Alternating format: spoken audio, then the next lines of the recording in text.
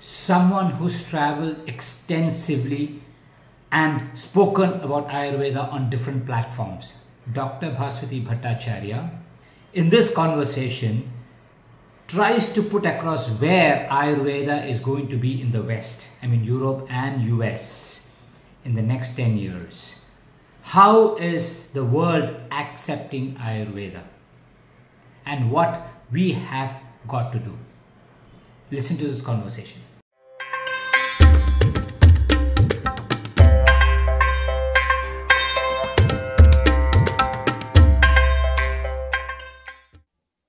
Okay. The place, or is BHU the place that actually inspired you to write the bestseller, Penguin bestseller, Everyday Ayurveda? Was Kashi the inspiration? So the inspiration is actually that good question. July 4th, 2007, my sister took me to Whole Foods. She had chamomile tea and I had Earl Grey. And she said, you need to start an institute. I said, yeah, I do. She said, if you could do anything 5 years from now in modern medicine or public health or pharmacology, neuroscience, all these degrees I have, what would you do? And I said, well, if I could do anything I wanted, I mean, I need to bring in money, right? I need money to pay for my house and my, life and put food on the table. But if I didn't have to worry about money, the thing that I would like to be doing is helping doctors to learn how to be better teachers of medicine, of real healing medicine, and to teach the Shastras of Ayurveda and to help them integrate Ayurveda into their practices. And she said, okay, so you should start an institute. This is my sister just telling me what to do, 10, 12 years younger than I am, telling me. And then we said, okay, we need to have a name. Should we call it the New York Institute of Ayurveda or the Dhanvantari Institute, like some, mythological name? She said, you should actually call it Dinacharya, because as a modern medical MD, you don't want to be sued for doing something outside of being an MD. And lifestyle medicine, you will never be sued for that. You don't want it to be like the word Ayurveda in there. So, and she said, and our last name is Bhattacharya. So these Americans are so stupid. All they'll see is the Acharya. They won't understand the word. So Bhattacharya and Dinacharya have half the same letters. I said, okay. And she said, and Din is, and she said, Din is pronounceable, because we were thinking about words like Ojas and Dhanvantari, and they're not pronounceable. So literally, she said, call it Dinacharya. And then we said academy, or should we call it the college, or should we call it, she said, just call it an institute so you can do research there. Dinacharya Institute was born on that day. And after that, I started thinking, well, I need to delve into Dinacharya. So I guess the first thing I should write about is Dinacharya. So I wanted the book to say Dinacharya on the title, but when Penguin took it, they said, we need something that's going to sell. It needs to be something that the person that doesn't know, the audience is non-Ayurvedic. So we need people who will actually honor that. So, or be curious and open the book and buy it. So they called it Everyday Ayurveda, because the day was the Dinacharya and the Ayurveda. And so we started talking about it. And then next thing I knew, it manifested. And then I was at Dinacharya Institute wanting to teach people about Dinacharya. So after teaching certification courses, which you were part of for many years, I decided to write that book. That book was actually written during the darkest time of my life in the last 20 years. And that was when in my department, they used to push me into a room and close me in and make me sit in that room for 8 hours a day and give me no participation in the things going on in the department. And I thought, well, what can I do in here? I'm locked in. I'm like a prisoner. And I called this same sister and she said, instead of feeling like you're locked in, why don't you act like you lock them out and work on something that you've been wanting to work on? So pretend that when the doors close, you lock them out and just write your book. They don't care what you're doing inside. They just want you to stay inside to make your attendance. So in 3.5 months, I wrote that entire book, just sitting between crying and being upset that I was locked in the room. One day I just changed my mind. I said, I'm going to write about the day, the sun, the things that inspire us to live, not to be wounded and trapped, but how to free ourselves. And the way you free yourself from the perils of disease is to do Dinacharya routine. So I started and I went through all of the Shastras that I could find. Actually, I went through the 6 main books, Charak Samhita, Shushruta Samhita, Vagbatas, Sangraha, Ashtanga Sangraha, and Ashtanga Hridayam, and then the Sharangdhar Samhita. Madhav Nidan didn't have too much in it, and then Bhava Prakash. And I found all these shlokas, and then I separated them into 6 kind of areas of the day, went from morning to night, and then wrote that book on Dinacharya. And that became Everyday Ayurveda. And to my surprise, and to the publisher's surprise, it's still a bestseller. So I just got my last royalty check, and each royalty check is larger than the last one, which means the book sales are increasing still 10 years after it's published. The checks are just getting bigger, and that book is becoming very popular. And every year I meet these amazing young Vaidyas that say the thing that kept me in school and kept me from quitting my BAMS was reading your book and seeing how practical it is to practice Ayurveda. And I love that. I love that people have found Ayurveda and owned it and put it into their own heart, and they love Ayurveda of their own. I also recommend a lot of people who ask me, so where do I start? I said, okay. I just say, okay, start with Everyday Ayurveda by Dr. Bhaswati Bhattacharya. Thank you for that. Yeah, and it's nice, because it contains a lot of information. Apart from that, it's not a very difficult read also. So it is nice to basically have a great information about how to start Ayurveda. So and you get to meet my mom. I remember, pardon me. I said, and you get to meet my mom and dad in that book, and a couple of my sisters. Yes. Get introduced. And I remember you taking me to the publisher too. The publisher? I think your publisher is in Paris, right? So you met my... you met my agent who helped me. She was my literary agent to introduce me to people. But I actually found my publisher on my own. Penguin found me and requested me to write this book. Okay. So, yeah. So it was an editor whom I met, And yes, thanks to Dr. Bhaswati, you took, you invited me to Paris. Yes. We had a conference there too. Yes. So, yes. So it's a nice book, Everyday Ayurveda, and a lot of people, patients, when they ask me what, I shall tell them, start with Everyday Ayurveda. And then we'll think about, whether you want to go in depth or not. Well, one of the other doctors that I know says that he uses that book because people come for treatment, but they're not really interested in Ayurveda. Their wife or their husband brought them. And he gives them that book because then they realize that Ayurveda has value. And so then they themselves become better patients. So he says that book just introduces them to the actual logic of Ayurveda in a way that no one else has been able to before. So I give it to my patients because it makes my work easier. Good. Yep.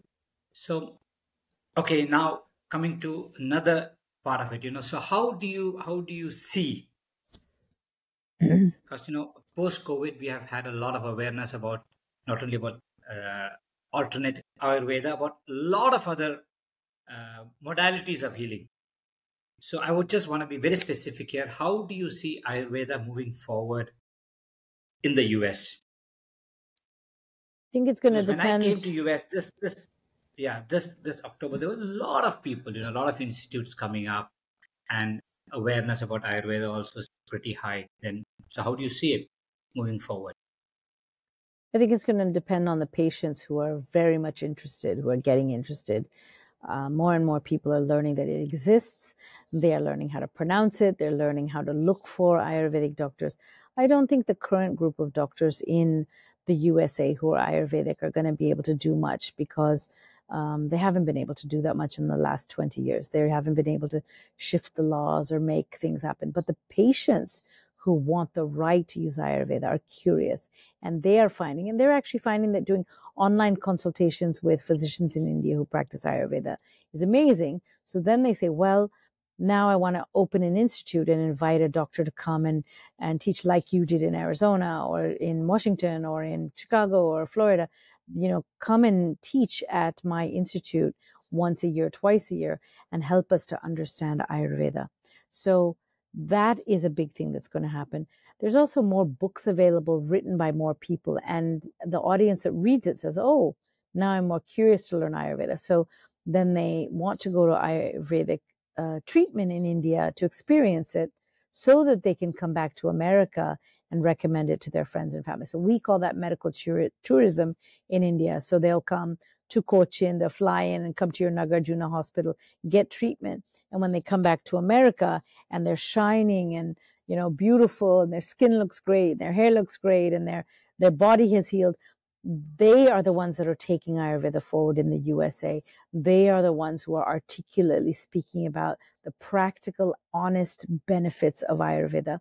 And then there are a few people who are in positions of power and, you know, maybe their health has failed and they've tried it and they say, oh, wow, Ayurveda worked for me. I should put something in my state or my company or my district or my something so that people can learn more about Ayurveda because it benefited me so much.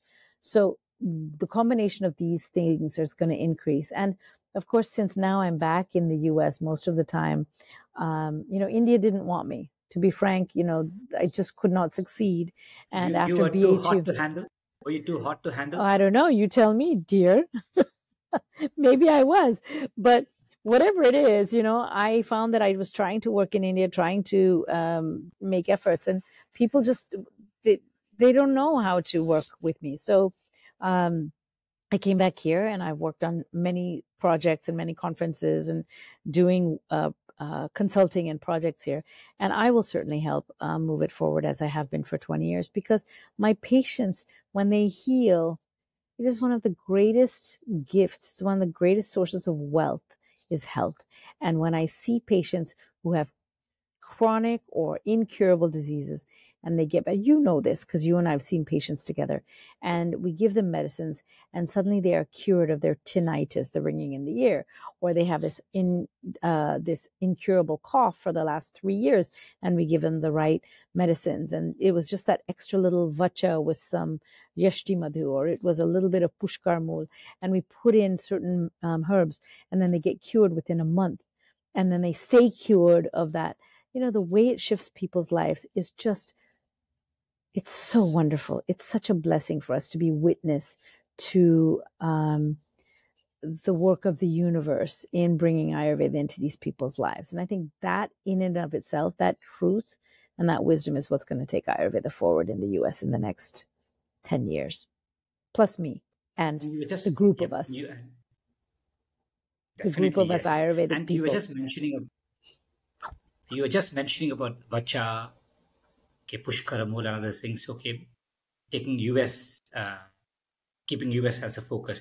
How do you see about these herbs or combination of medicines being available in the US, you know, good companies or well, they the are right kind available. of products being available in the US? They are so that's available. Also part of, you know, okay. Yeah.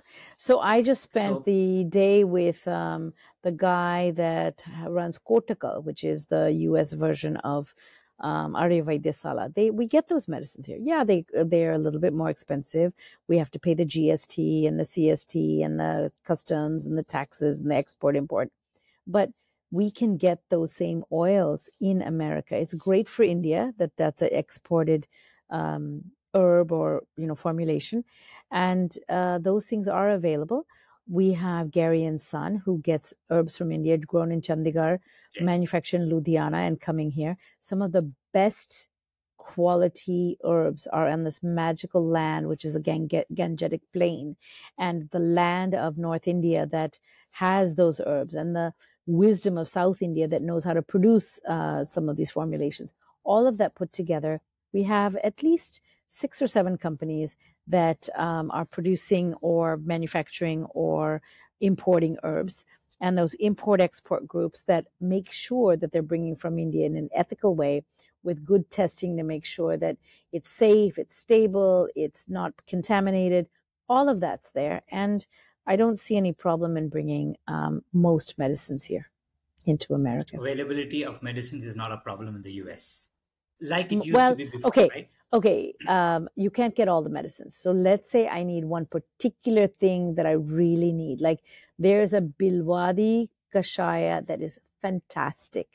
It's helped Okay. cure a lot of my patients. I cannot find any brand that makes it except one, and they don't sell in the US. So I have to go through a lot of stuff to order it to my address in Benares, have someone pick it, and then bring it across or ship it across to me using a air courier, and that ends up costing a lot. But when the patient really needs it, they need it. We Yep. just had a patient who had well, actually you saw her. So she was in the hospital. She had a stroke, and the daughter and daughter-in-law were trying to give a lot of medicines to her, but they didn't have the right exact medicines, and they were just being a little bit too they needed better care. And so they asked me, and I actually had a lot of medicines in my clinic. So I was able to send that to them. And I actually recommended them that they should call a Vaidya. And they said, oh, they had asked you to be there, but that you weren't there permanently. You had just been there for a week. So you had consulted once. And then I took over that case. And now that woman, as you know, has rehabilitated. And it's a wonderful thing. And it's because we had access to some of those medicines, which you can't get, like they couldn't get it on the market in America. They had to get it from India. And luckily I had it in my clinic. Yep. It's a blessing, See, we say, if it is time for the patient to get okay, whatever things have to happen will manifest. You're so lucky to have it there. Yep.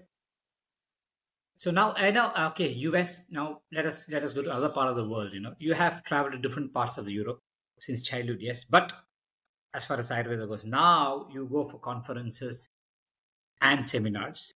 You were in Prague. You were in Paris. Different parts. Okay. Rome, Delivering UK, talks. Germany. Yeah, many places. Yep. Yeah. So Europe, what is the acceptance of Ayurveda there? It's been there for probably even before US, if I'm right. But what is the current status there, and how do you think the acceptance is there right now? So there's two groups of people, as there always have been. There's one group of people who are very holistic, who want the rights to healing. They want the rights to their medicine. This is, where homeopathy originated. It's where a lot of the Celtic herbal medicines originated, and they are very insistent that they want their medicines. There's a very good group of people in France who want holistic medicine, and they want to live the life of the dharmic life, Ayurveda and yoga. And so they have that. In many parts of Europe, that is there. They're very, very devoted to holistic medicine. There's also a group of people that operate on fear and power and money, and they don't want everyone to have the kinds of medicines that the people want. They want the kinds of medicines that they want to declare as, real medicine. And so they put together regulations that won't allow other kinds of medicine. But even that said, 6 or 7 of the countries of Europe are allowing Ayurveda to be practiced. So there are enough people in those countries that are saying we also have a right to have our medicine. We're not forcing you to use Ayurveda, but we want the right to use Ayurveda openly, and you better give it to us. So Switzerland, Germany, Latvia, Hungary, there's so many places that are allowing it and putting it into their law books that they can practice Ayurveda. So that's Ayurveda. And then the medicines of Ayurveda, which are the herbal medicines.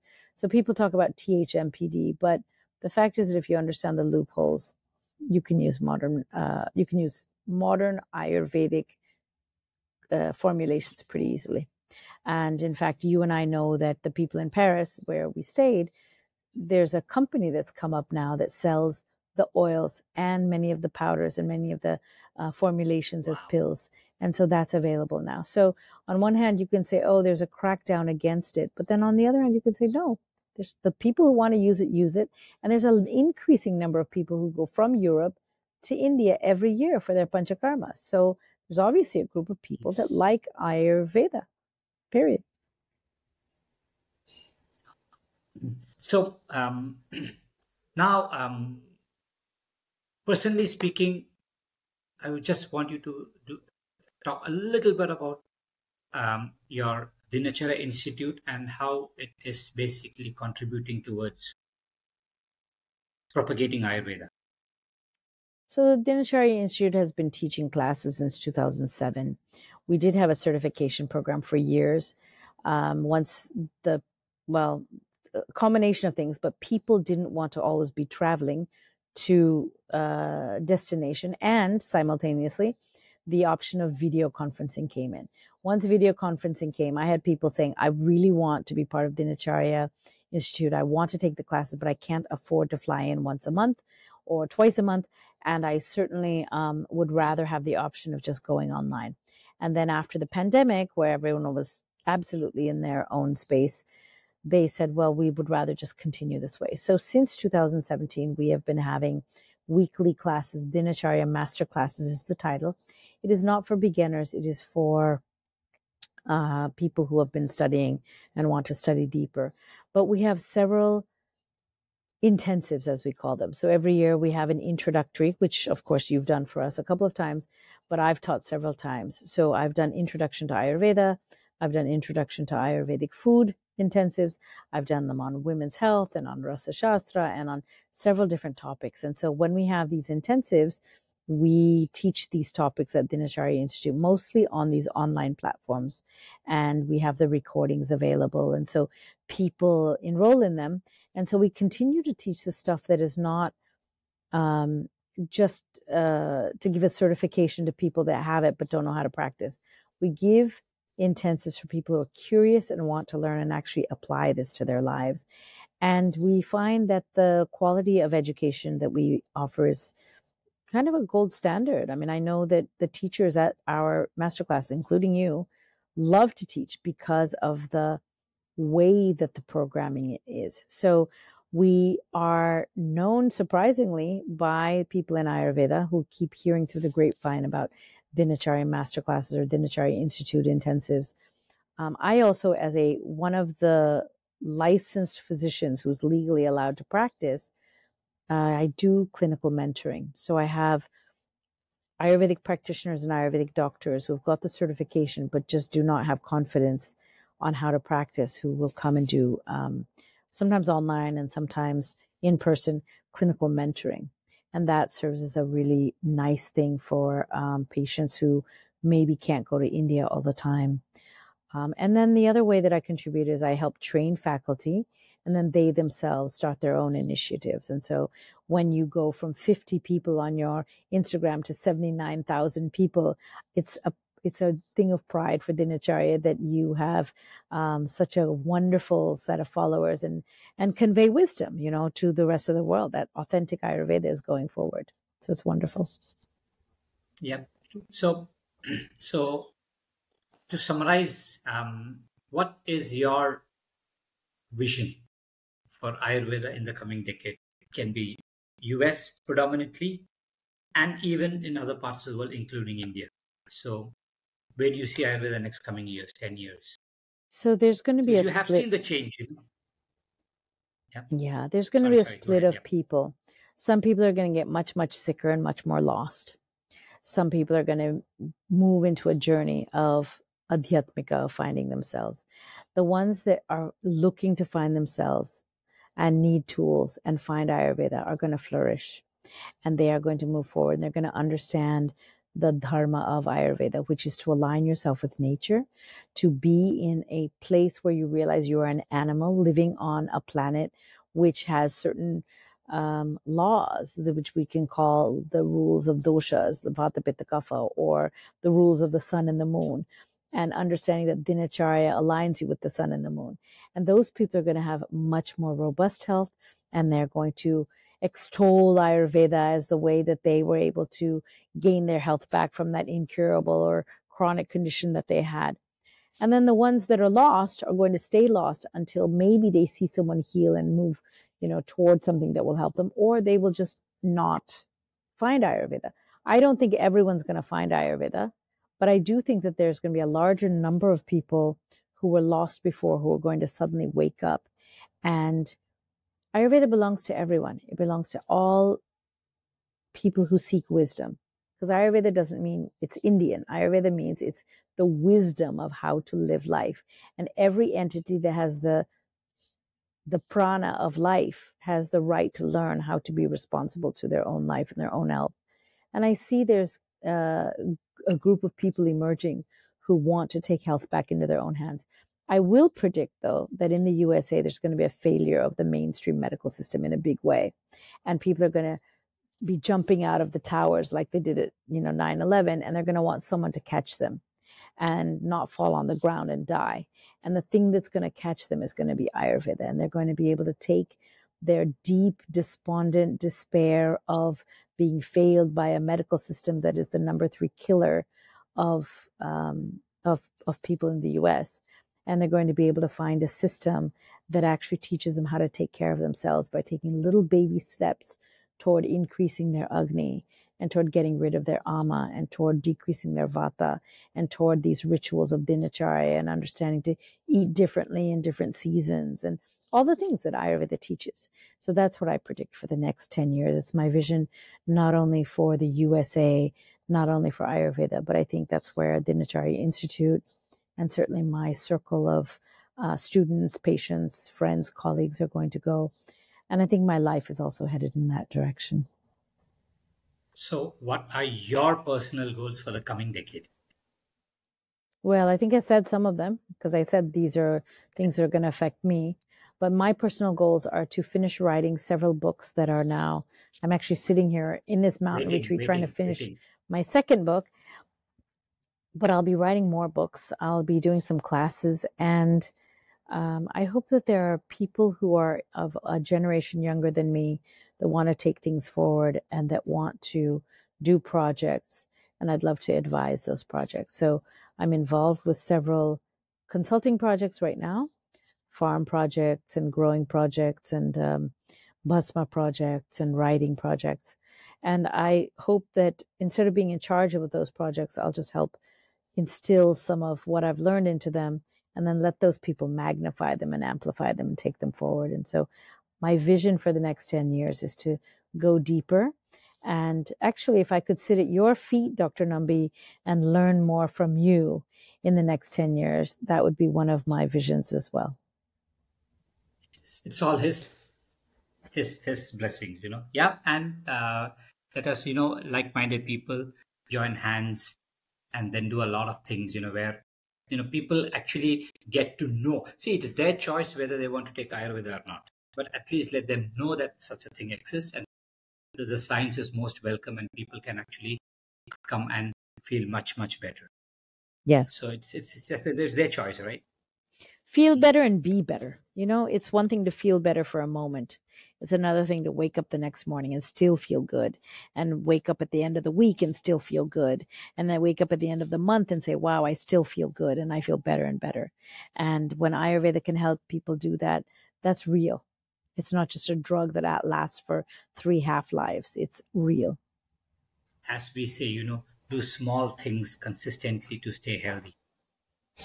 Rather than, suddenly do something and then, so that's where Dinacharya comes into. Yeah, and don't do it in extremes. Do it a little at a time, stay in the middle of the road so that you're not teetering over and falling off the edge. Do it a little and have guides. There's so many guides out there today. And I know that they can certainly listen to your Instagram. You have some 500 videos on your Instagram where they can just ponder, this is advice, 2 minutes of advice. How can I put that into my life? Is that true? Really? Am I eating food products or am I eating foods? Am I eating fake foods or am I eating, dead food? Am I eating leftover food?